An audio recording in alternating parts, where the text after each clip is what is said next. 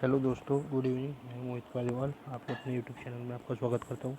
तो आज हम आईपीसी का दूसरा भाग लेके आए हैं, दूसरा पार्ट। चलो देखते हैं कि आपको सीक्वेंस वाइज अच्छे से समझाने की कोशिश करूँगी कि आपको अच्छे से समझ में आए। ठीक है, तो स्टार्ट करते हैं आज की वीडियो। पहले एक क्वेश्चन है, आप उसका आंसर दीजिए।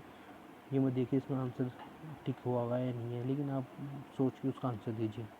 क्वेश्चन है, आपराधिक विधि का नियम निम्न में से कौन एक उद्देश्य नहीं होता?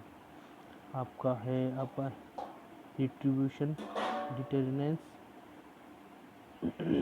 इनकैपेसिटेशन और रिहैबिलिटेशन। ये सभी होते हैं इसमें। ठीक है, आप एक चीज़ देखिए, कोई क्राइम हुआ किसी सोसाइटी में क्राइम हुआ, तो उसे आप क्राइम सोसाइटी में हुआ तो आप क्या कहोगे? उसको सज़ा दिलाओगे, पनिश करोगे ना उसे, या बदला लोगे उससे। तो ठीक है, तो रिट्रीब्यूशन बदला हो गया है। अब रोकथाम, डिटररेंस क्या होता है? यानी फांसी की सज़ा। अब किसी अपराध के लिए फांसी की सज़ा है, अगर वो ये चीज़ अनाउंस हो गई, ठीक है, तो अपराध कम होंगे। ठीक है, इसीलिए रोकथाम जरूरी है। तो इसे इनकैपेसिटेशन यानी जेल में डालकर अलग कर देना। ठीक है, और रिहैबिलिटेशन ये भी है, मर्डर करना। ठीक है, उसको रोकना। ठीक है, ये सब इसके एग्जाम्पल है। अब एक चीज़ है, पेपर में एक चीज़ आता है कि लैटिन भाषा में क्राइम या मेंटल इंटेंट को लैटिन भाषा में क्या कहते हैं?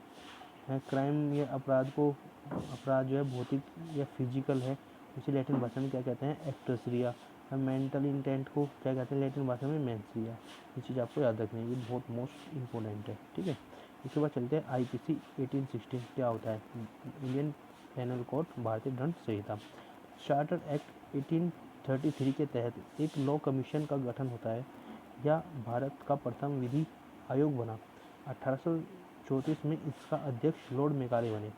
लॉर्ड मेकाले कौन थे? ये वही थे जिन्होंने भारत में अंग्रेजी शिक्षा की वकालत की थी। ठीक है, 1835 में मेकाले ने भाषण दिया जिसे मेकाले मिंट्स कहते हैं, याद रखना है आपको। तो 2 मई 1837 में लॉर्ड मेकाले ने रिपोर्ट दी जिस पर विचार चलता रहा काफ़ी टाइम तक। ठीक है, अब एक चीज़ आपको याद रखनी है, 1952 में एक बर्नस पीकॉक नामक व्यक्ति थे जो लॉ मेंबर बने थे। वो जनरल गवर्नर ऑफ इंडिया थे। उस time general governor of India कौन थे? लॉर्ड डलहौजी।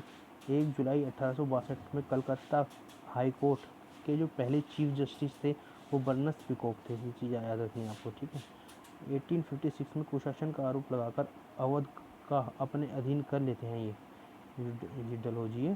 ठीक है, कुशासन का आरोप लगाकर अवध को अपने अधीन कर लेते हैं। ठीक है, 6 अक्टूबर 1860 वायसराय लॉर्ड कैनिंग आईपीसी को मंजूरी दे देते हैं। 6 अक्टूबर 1860 में वायसराय जो थे भारत के, लॉर्ड कैनिंग, वो आईपीसी को मंजूरी दे देते हैं। 1 जनवरी 1862 को से लागू हो जाती है आईपीसी। ठीक है, यह आईपीसी पूरे भारत में लागू होती है, केवल जम्मू कश्मीर राज्य को छोड़कर। जम्मू कश्मीर एक अलग राज्य बना था।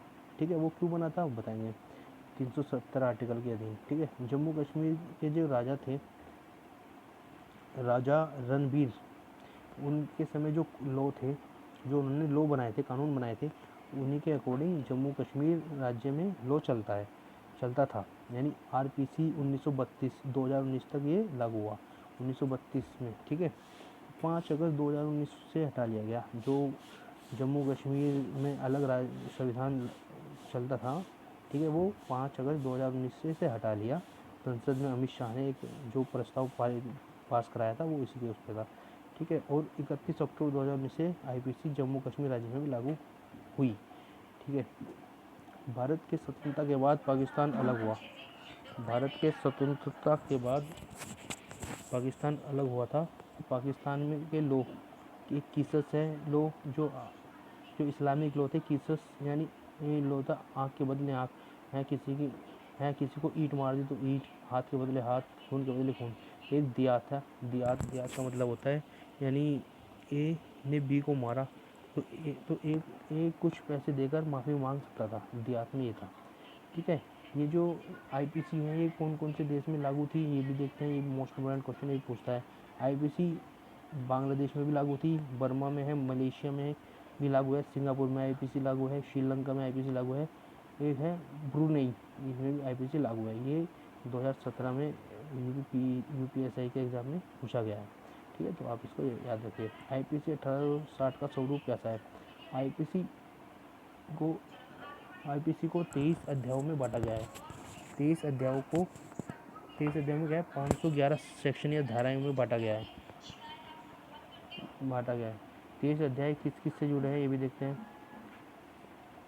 एक तरफ आप अध्याय लिखिए, एक तरफ धारा, एक तरफ मुख्य किस चीज़ के लिए। फर्स्ट अध्याय क्या है, 1 से 5 तक धाराएं। 1 से 5 तक जो धाराएं हैं उसमें क्या है, इंट्रोडक्शन है। सेकंड अध्याय में क्या है, 6 से 52 तक जो धारा है उसमें क्या है, सामान्य स्पष्टीकरण यानी जनरल एक्सप्लेनेशन। थर्ड में क्या है आपका, थर्ड अध्याय में 53 से 75 तक की धाराएं हैं, वो क्या है, जनरल एक्सप्लेनेशन ऑफ पनिशमेंट यानी दंड के संबंध में स्पष्टीकरण दिया है।